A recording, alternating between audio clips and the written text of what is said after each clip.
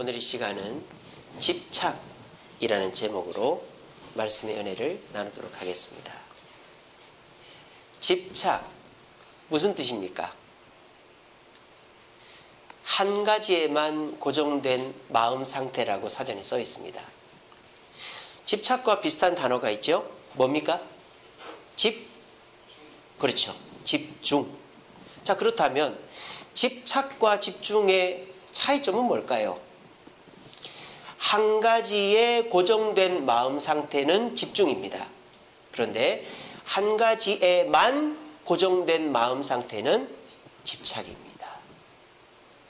뭐 비슷한 것 같은데 집착이 무조건 나쁜가? 예.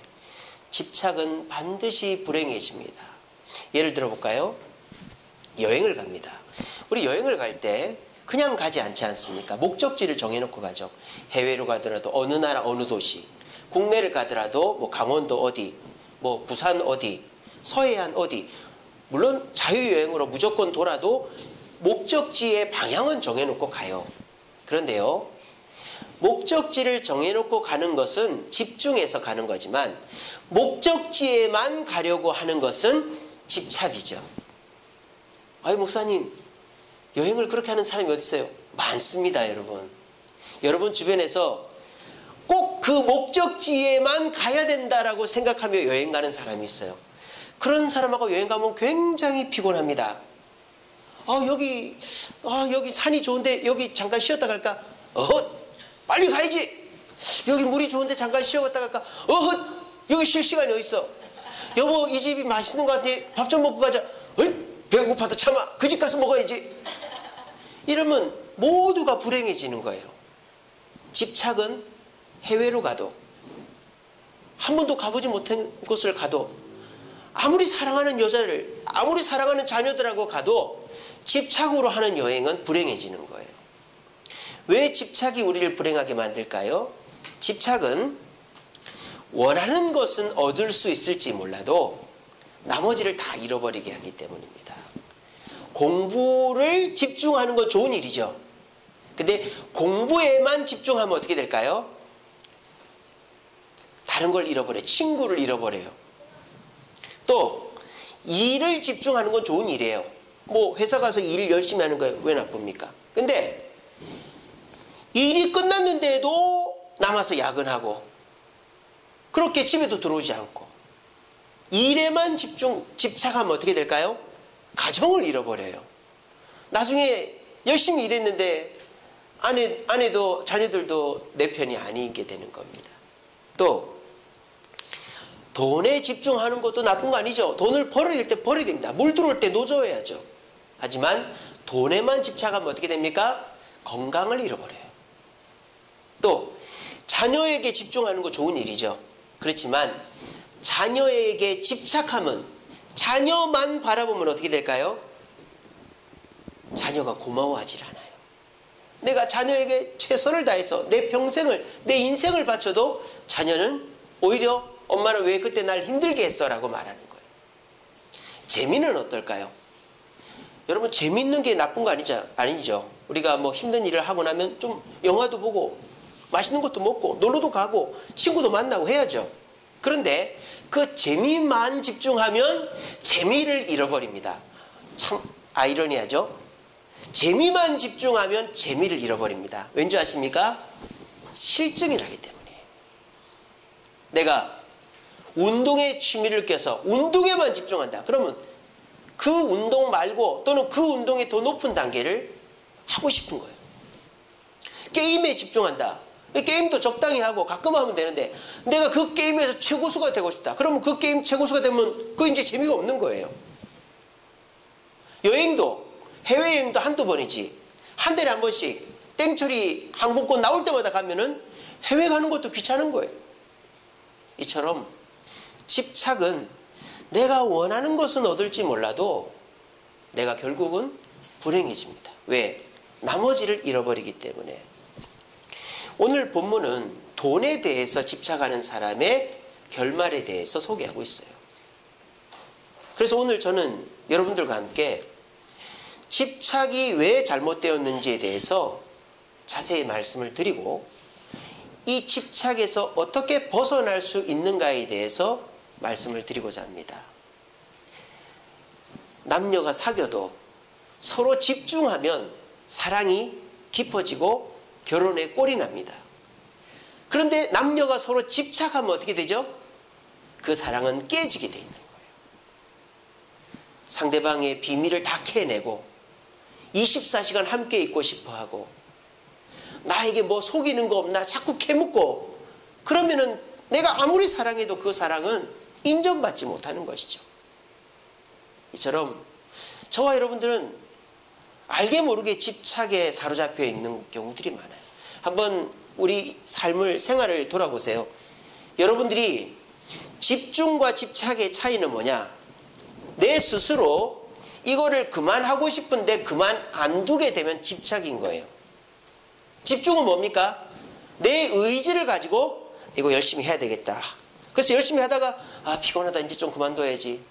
노는 것도 피곤하다. 공부하는 것도 일하는 것도 돈 버는 것도 피곤하네. 좀 쉬어야지. 쉴 수 있으면 그건 집중하는 거예요. 근데 내가 쉬어야 되는데 하면서도 일하고 쉬어야 되는데 하면서도 돈 벌고 쉬어야 되는데 하면서도 공부하고 또 자녀를 이제 좀 이해해줘야지 하면서도 자녀를 닥달하고 이러면 그건 집착에 빠져 있는 거예요. 그런 차원에서 보면 저도 마찬가지지만 오늘 현대인들은 집착 증후군에 빠져 있는 거예요. 여러분들도 한번 생각해 보세요. 내가 지금 내 스스로 내려놓지 못하는 뭔가가 있지 않나? 저는 음식을 못 내려놓거든요. 저는 내려놓을 수가 없어요. 근데 지금 내려놔 버렸습니다. 왜냐?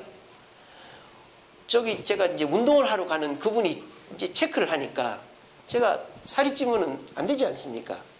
안 그래도 저를 굉장히 관심 있게 해주시는데 돈도 적게 받고.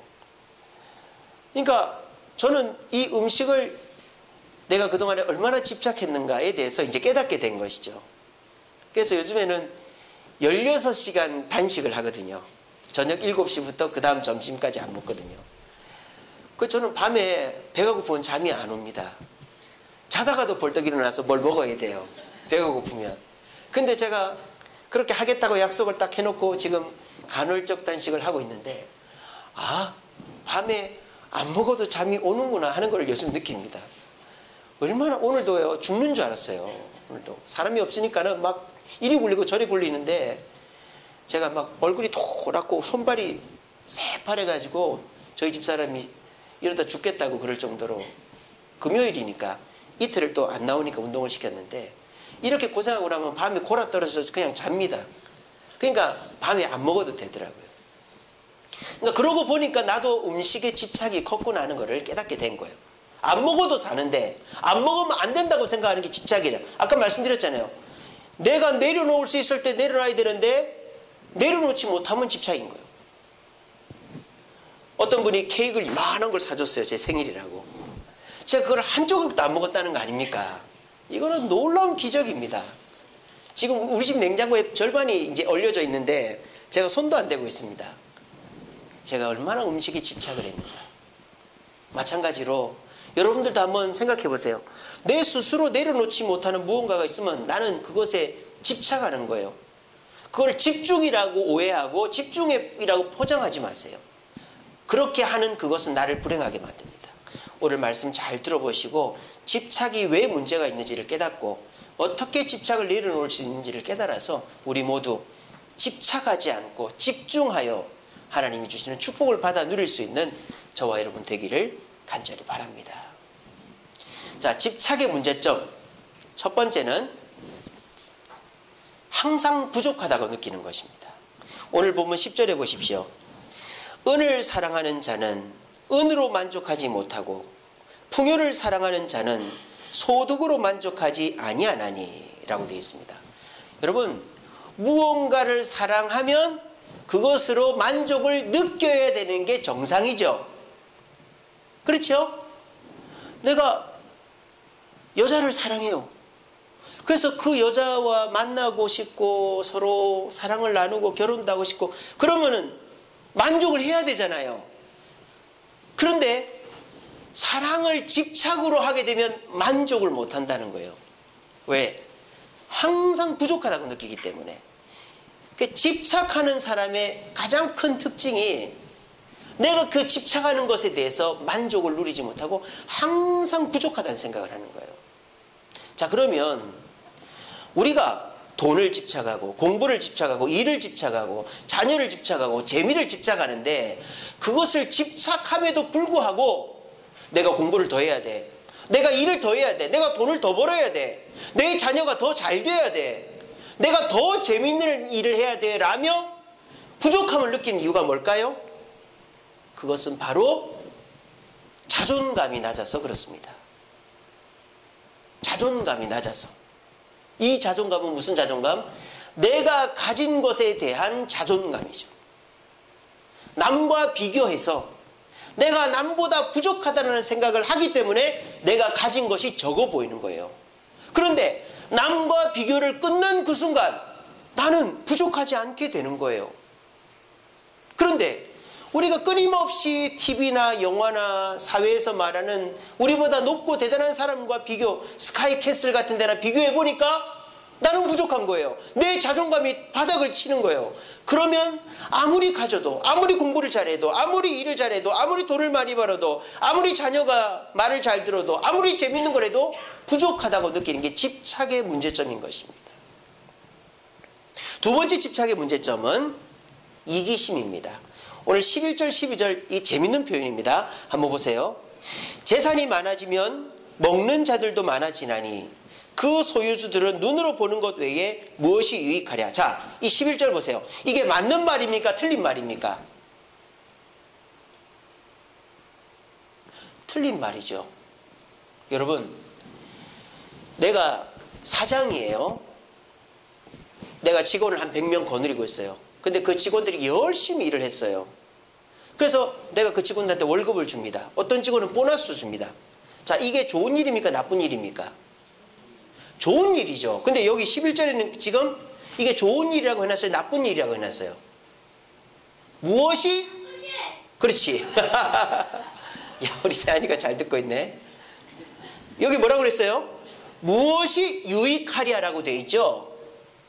이거 무슨 말입니까? 이것은 이 소유주가 많이 가진 사람이 남 주는 거를 지금 아까워하고 있다 이 말이에요. 제가 이제 이거를 저번 그 목회 대학원 가서 배웠는데 제가 잠언을 볼 때마다 이해가 안 되는 부분들이 있었어요. 이런 거 있습니다. 잠언에는 뇌물을 쓰라 그래요. 여러분, 뇌물을 쓰면 됩니까? 안 됩니까? 안 되죠. 또 자녀를 때리라고 돼 있어요. 여러분, 자녀를 때리면 됩니까? 안 됩니까? 물론 때릴 때도 있지만 무조건 때리면 안 되죠. 저는 그게 항상 이해가 안 됐어요. 아니, 성경의 말씀은 다 옳아야 되는데 어떻게 이런 표현이 있지? 상식적으로 우리 일반적인 그 양심에도 어긋나는 내용인데 그거를 그 교수님이 뭐라 그러냐, 잠언이나 전도서에는 관찰과 교훈이 있다라고 말하는 거예요. 관찰과 교훈. 그러니까 뇌물을 쓰라는 거는 관찰로 이해해야 될까요? 교훈으로 이해해야 될까요? 관찰로 이해를 해야죠. 교훈은 무조건 다 좋은 거죠. 교훈은 내가 받아들여야 되는 거고, 관찰은 있는 사실 그대로예요. 그러니까 그 당시에 뇌물을 쓰는 문화가 있었다라는 거예요. 그 당시에 자녀를 때리는 문화가 있었다는 거예요.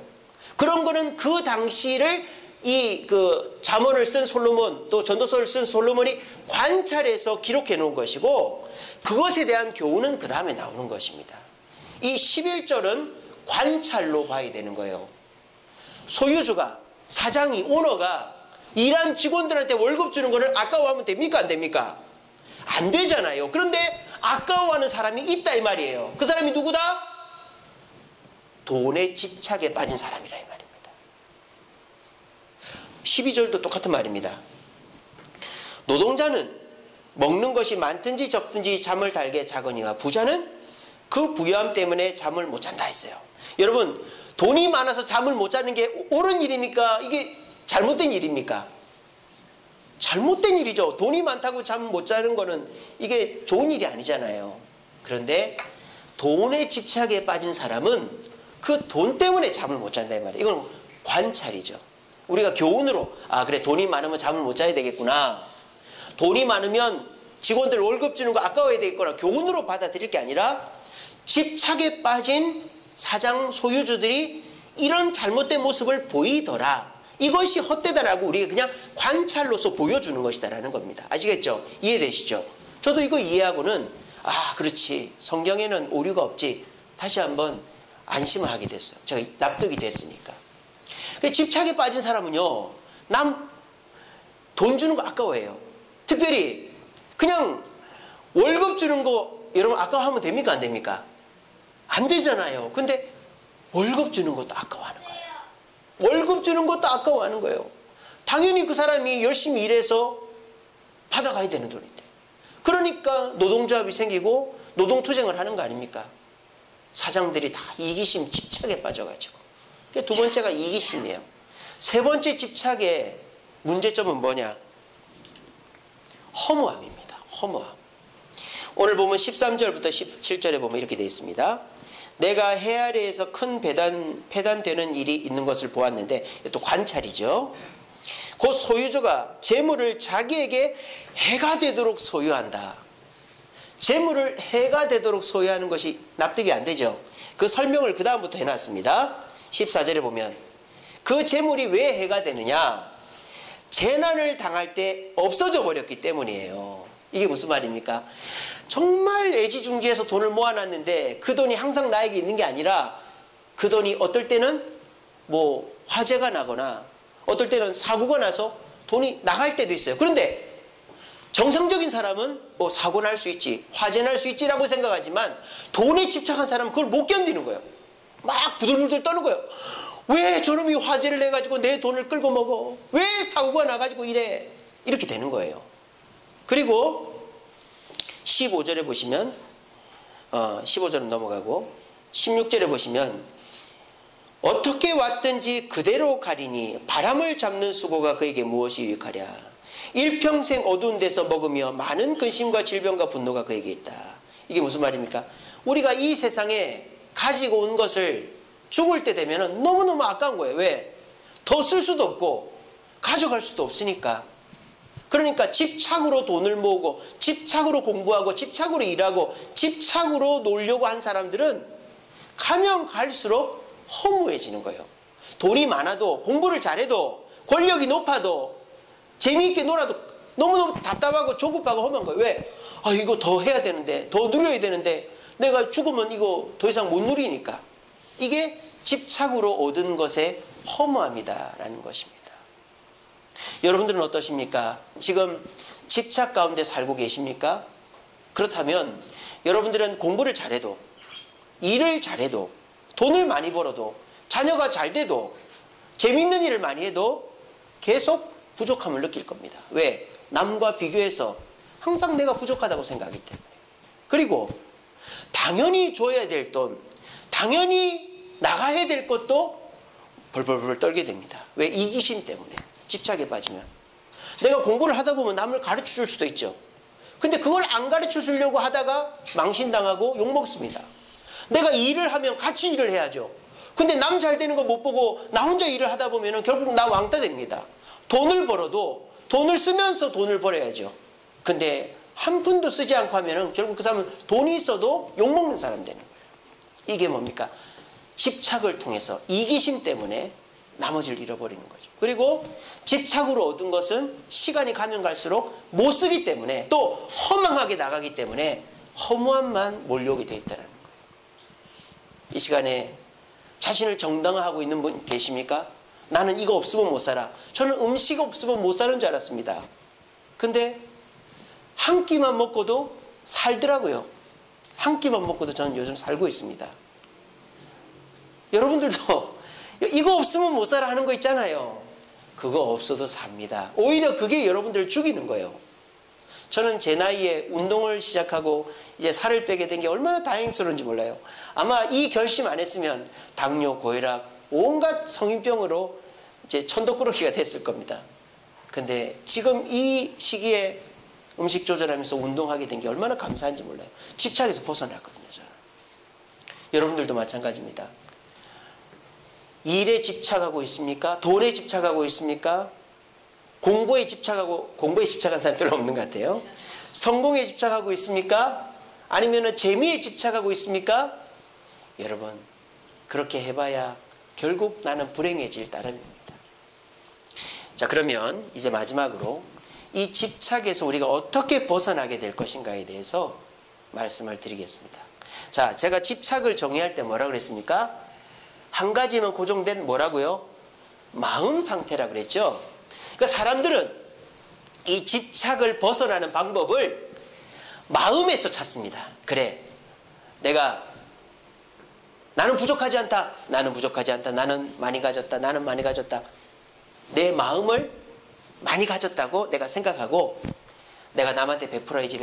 나 이기적이지 말아야지. 속으로만 생각하고, 그래, 내가 허무하지 않다. 나는 허무하지 않다. 마음으로만 생각하면 집착이 없어지지 않아요. 사람들이요, 집착에서 벗어나지 못하는 이유가 집착이 마음에서 생겼다고 마음에서 풀려고 하기 때문에 집착에서 절대 못 벗어나는 겁니다.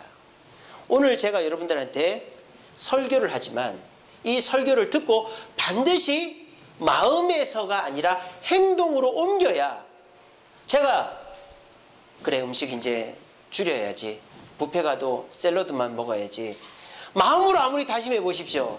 막상 가면 먹죠. 고깃집 가서 1인분만 먹어야지. 마음으로 생각해 보십시오. 3인분, 5인분 먹죠. 마음으로 해가지고는 아무 소용이 없어요. 저처럼 헬스를 끊어서 운동을 가고 밤에 쫄쫄 굶어야 되는 거죠. 행동으로 옮겨야 되는 거예요. 집착은 행동으로 옮기지 않으면 절대 해소가 안 됩니다. 자, 그러면 오늘 본문이 말하는 집착을 해결하는 행동의 방법은 뭐냐? 첫째는 내가 충분함을 느끼게 행동하는 것입니다. 충분함을 느끼게 다짐하는 게 아니라 행동하는 것입니다. 19절에 보시면 이렇게 되어 있죠.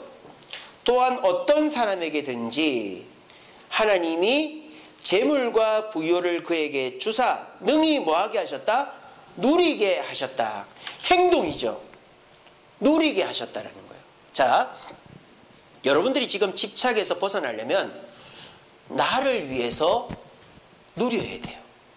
만약 여러분이 공부에 집착하고 있다, 그러면 공부 아닌 나를 위해서 시간과 돈과 관심을 써야 돼요. 또 내가 일에 집착하고 있다, 그러면 일 아닌 나를 위해서 시간과 물질과 관심을 써야 되는 거예요. 우리가 그런 거 있지 않습니까?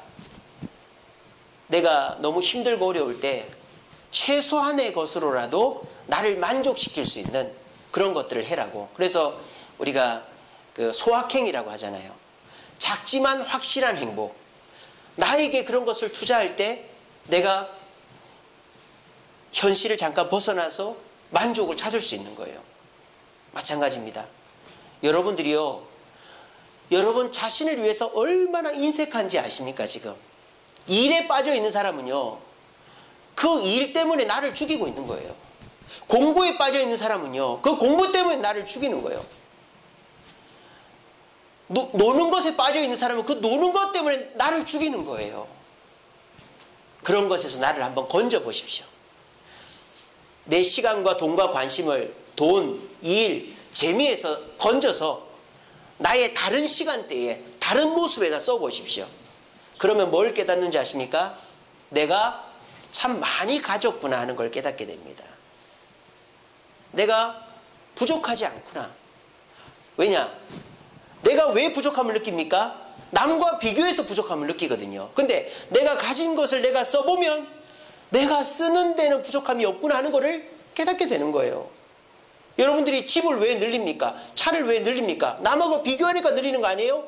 근데 내가 남과 비교하지 않고 나 혼자 사니까 이만한 평수도 괜찮고 이런 차도 괜찮다. 이게 뭡니까? 나를 위해 써보면 나한테 필요한 부분이 얼마인지를 알기 때문에 충분함을 느끼는 거예요. 재미도 남과 비교해서 내가 최고로 재밌고 잘해야 된다, 이게 하지 말고, 게임을 해도 내가 최고로 잘해야 되고 내가 더 재밌어야 된다 하지 말고, 내가 생각할 때 잠시 스트레스 풀고 잠시 이 현실에서 벗어날 수 있을 정도의 게임만 하고 그만두는 거예요. 그래야지 우리가 집착에서 벗어나지, 그 게임을 남과 비교해서 남보다 아이템도 많아야 되고 자꾸 이겨야 되고 그러다 보면 우리는 못 벗어나는 거예요. 나를 위해 쓰십시오. 나를 위해 쓰면 여러분들은 내가 얼마나 많이 갖고 있다는 것을 깨닫게 되실 것입니다. 한번 해보십시오. 오늘 이 시간 이후로부터 여러분들 집에 가셔서 공부에 빠져 있는 분, 일에 빠져 있는 분, 돈에 빠져 있는 분, 자녀에 빠져 있는 분, 재미에 빠져 있는 분, 그것 외에 나에게 내 시간과 돈과 관심을 쓰십시오. 그러면 내가 얼마나 많이 가지고 있고 더 갖지 않아도 나는 행복할 수 있다는 것을 깨닫게 되실 것입니다. 두 번째로 우리가 집착으로 인해 생긴 이기심을 벗어나는 방법은 거꾸로 남에게 줘보는 것입니다. 오늘 보면 19절 끝에 보시면 그렇게 되어 있죠. 제 몫을 받아 수고함으로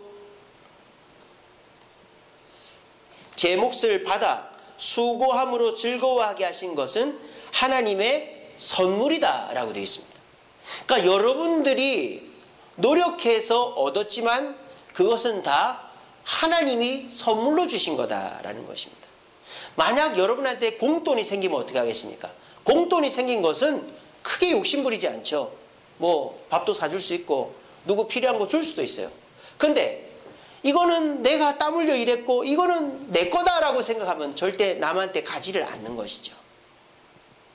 그래서 여러분들이요, 내가 땀 흘려 일했어도 내가 수고해서 얻었어도 이거는 하나님의 선물이다라고 생각하십시오. 오늘부터 여러분들이 직장에서 돈을 벌고 여러분들이 일을 해서 뭐 성과를 내고 성공하고 뭐 모든 것에 있어서 내가 열심히 했지만 이것은 내 노력이 아니라 하나님의 선물이라는 마음을 가질 때 우리는 남한테 줄 수 있게 됩니다.